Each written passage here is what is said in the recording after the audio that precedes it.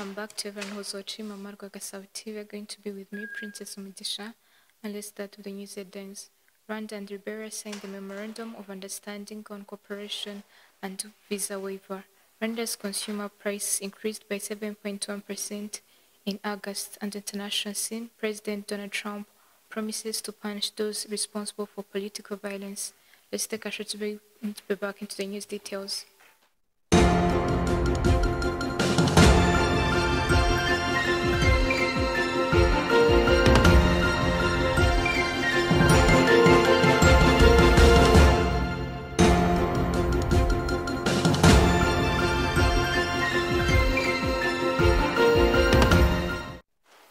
Let's start a news here in Rwanda, where Rwanda and Liberia have strengthened their growing partnership with the signing of the two new Memorandum of Understanding covering the establishment of the Joint Permanent Commission on Cooperation and Visa Waiver Agreement.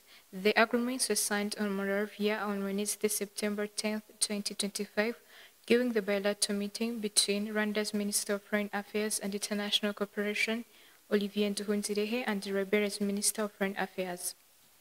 The latest deals build on existing framework of cooperation between the two countries that has steadily expanded in recent years. In September 2024, Rwanda and Liberia signed a historical general cooperation agreement aimed at fostering collaboration in key sectors such as air transport, ICT and digitization, e-governance, education, and many others. The Visa Waiver Agreement is expected to ease mobility of citizens, strengthen people-to-people exchanges, and complement wider efforts to promote trade and investment.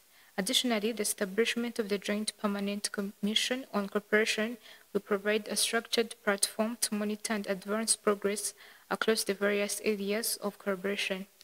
Turning to our next story, the Nyarugenge Primary Court has ordered a 30-day provisional detention for Giselle Umuhumuza, the former permanent secretary at the Ministry of Infrastructure.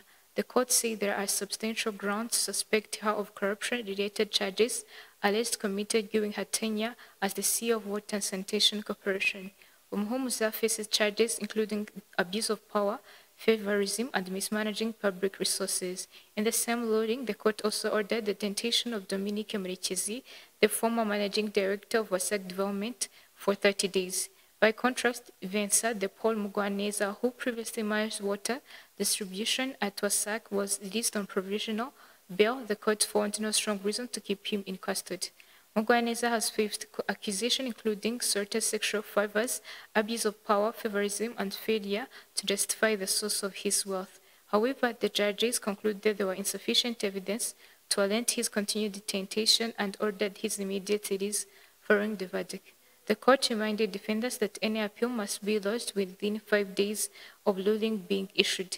This development is part of the broader corruption investigation at WASAC, coming after the arrest of the former CEO, Omari Munyaneza, who is currently serving 30-day remand on related charges.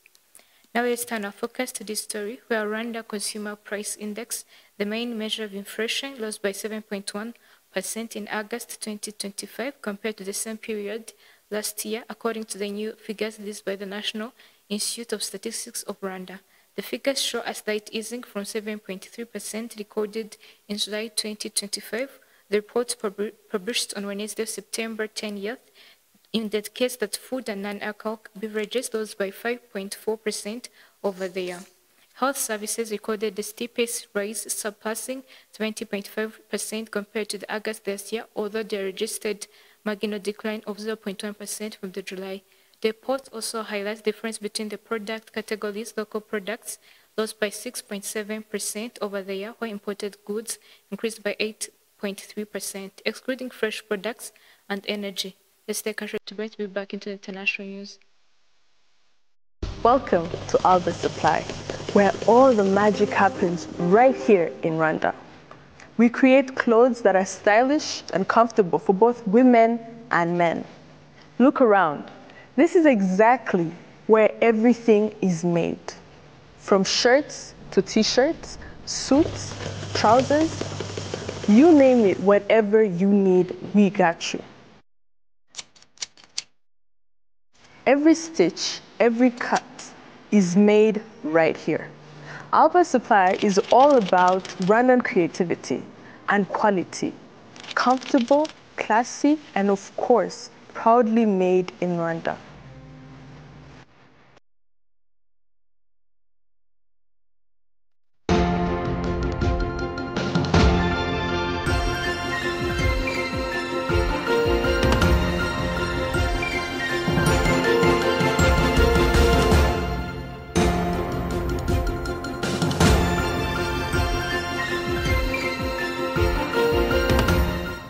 As we come to the international news, let's start from African news, where on Tuesday evening, the provinces of Gaut and Mulai hit by the severe thunderstorm and heavy rains that caused the flash floods in the valleys such as Bakja. The flood swept away cars, subject homes in the village of Akina, disrupted the traffic between the Mall of Ibrahim and damaged shops and residents.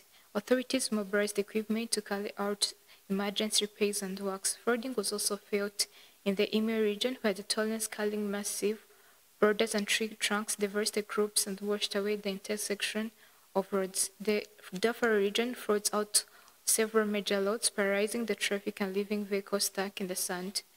On the international news, U.S. President Donald Trump was urged to hold responsible all instigators to violence and political motivated persecution, according to the media report. Assassinating attempt of Charlie Kirk was committed during a university event in Orem on Wednesday. Kirk died of the wounded in hospital at 31, an active supporter of the U.S. President. Donald Trump had repeatedly spoken against sending the U.S. military aid to Ukraine. As we come to the end of news edition today, let's go back with the news headings. Rwanda and Liberia signed the Memorandum of Understanding on Cooperation and Visa Waiver. Rwanda's Consumer Price Index increased by 7.1% in August. On the international scene, President Donald Trump promises to punish those responsible for political violence. Thanks for having me. Stay tuned.